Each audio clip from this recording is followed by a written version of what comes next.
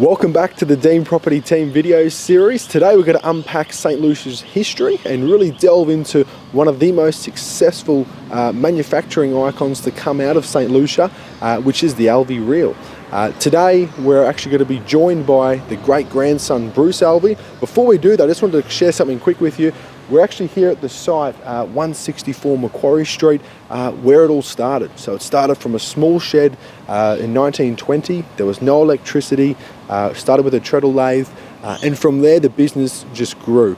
If we can introduce Bruce now, the great-grandson, he's going to share a lot more in terms of the insights of it all. Bruce, welcome. Thanks for coming. Thank you, Elliot. Thank you very much.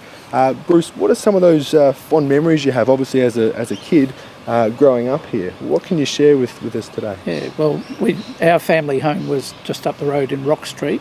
Right. And my both grandparents and great-grandmother lived here next to the factory. Yes. So as kids, we spent many hours in the river, next to the river, in the university grounds with our grandparents and just having an absolute ball growing up. The freedom today, it's unheard of. Yes. We all don't like to let our kids get out of sight. But in those days, you could do what you liked. It was wonderful. And if you take you back to your childhood, I mean, what was your childhood like growing up? Were you working in the factory or how was it? At 13, we were allowed to work there for school holidays to earn some pocket money, and then I used to mow all the garden areas here at my grandmother's house to also make pocket money. Right. In those early days, I mean, what are some of your memories in terms of the factory growing, and how did it all kind of go from there? Well, it was we saw much of that happen over the years. It started, as you said, a small shed, yes, and then it just kept growing and growing and growing. Yes, and that was one of the advantages when we eventually moved. Yes, was the new factory was what's called a clear span building.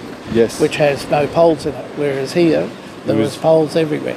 Right, and it was quite innovative, wasn't it? I mean, your great-grandfather Charles Alvey and obviously his wife Edith, I mean, at that time there was obviously other fishing reels available, but he just thought he could do it better, or how did it all come about? Well, he used to do fishing reel repairs in the city for one of the sports stores, and then he decided, he was living here but had worked in the city, and then he decided he could make a better one. So that's how it started, and he started fixing some of the faults he noticed on the ones he was repairing and built a better reel.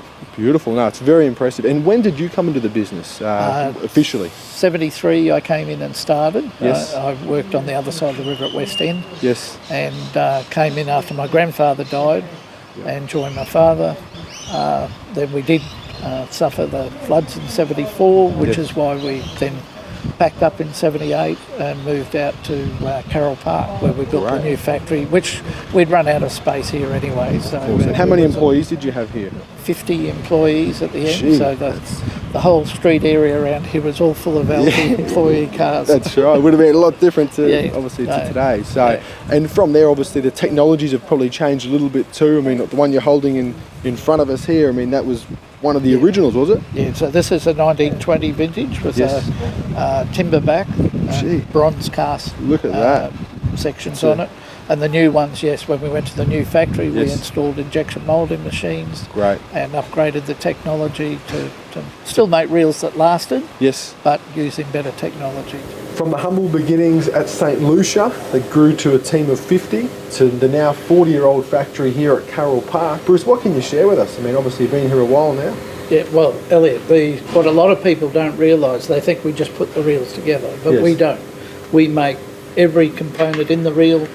These spindle screws are made. Great. All this mechanism on the top is made here. The whole back plate is made here. The metal components there, the nuts, all the components are made in the factory here and then put together, pad printed for decoration, and then assembled in the boxes and then shipped all around Australia and some overseas as well. That's excellent. What else do we have here? I mean, you've got obviously the black casing section. Well, this is your back plate. And then this is the spool. So these come together. And you're sort of nearly there. With a couple more bits on the front, you've got a fishing reel. Great, that's excellent. And obviously it's a big factory, there's a lot of different parts, so you're building all the small bits of metal and that's forming the actual back plate, and then it's all get put together from there. All the components are made here. Thank you for everyone watching out there. If there's any other questions you have on the Alvey reel, please feel free to comment, share this. Bruce will be more than happy to answer any questions, and we'll look forward to seeing you on the next St Lucia history video.